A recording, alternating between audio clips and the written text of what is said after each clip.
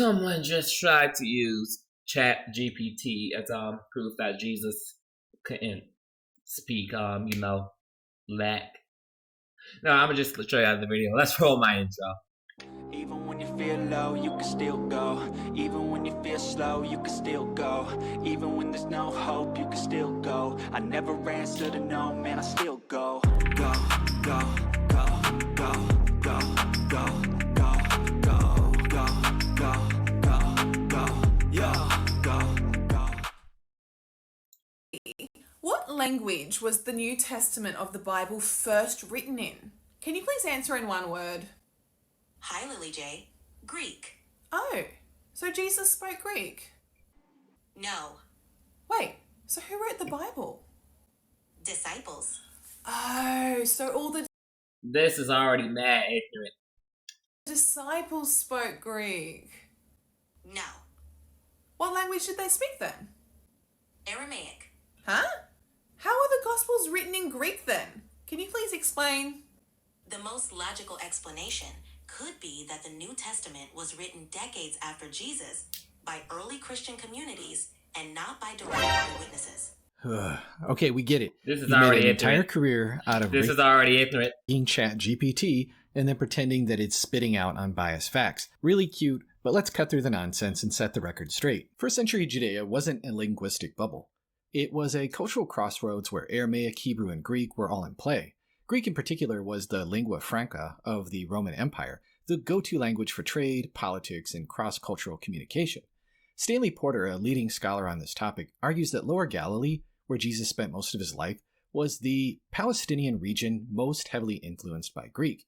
In fact, it was surrounded by Hellenistic culture, earning it the nickname Galilee of the Gentiles. If you wanted to teach, preach, or even sell fish in this region, you need to know some Greek. Now, let's look at some of the biblical evidence. Did Jesus use Greek?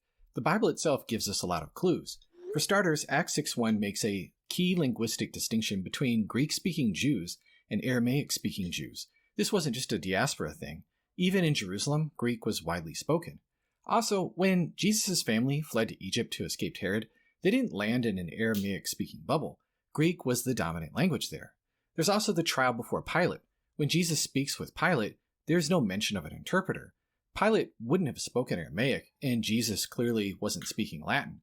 The simplest explanation is they conversed in Greek. There's also the Syrophoenician woman. When Jesus travels to Tyre, a Hellenistic region, he speaks with a Greek-speaking Gentile woman. Again, no interpreter.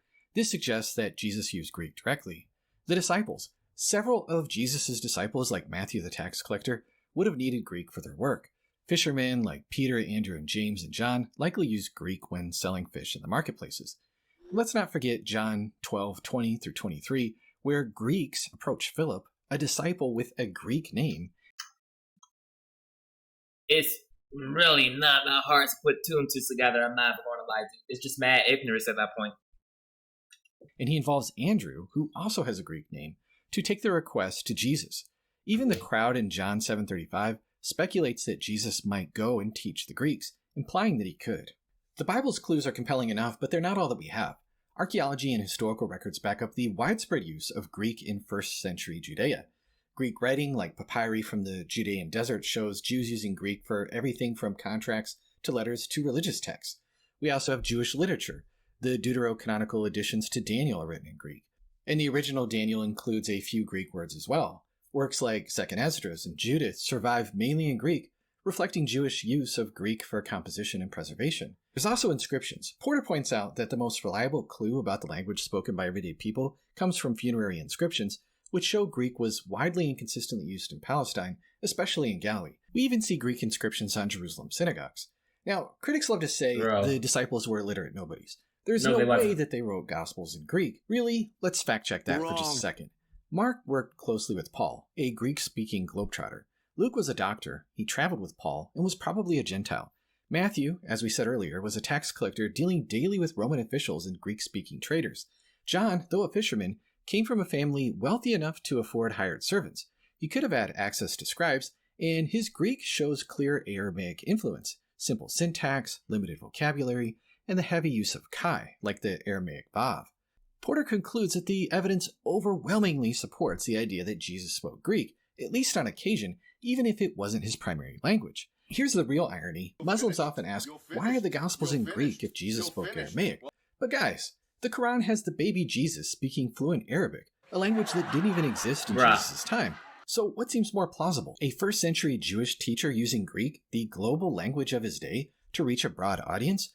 Or a first century Jewish baby preaching in a language that wouldn't exist for centuries? You decide. You see how ignorant people get sometimes? You know how problematic it gets sometimes? It takes a tiniest bit of research and common sense.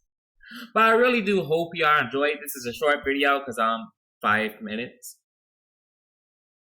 Yeah, I'm not making it any longer. I don't care about the runtime. I really do hope you enjoyed. Peace out.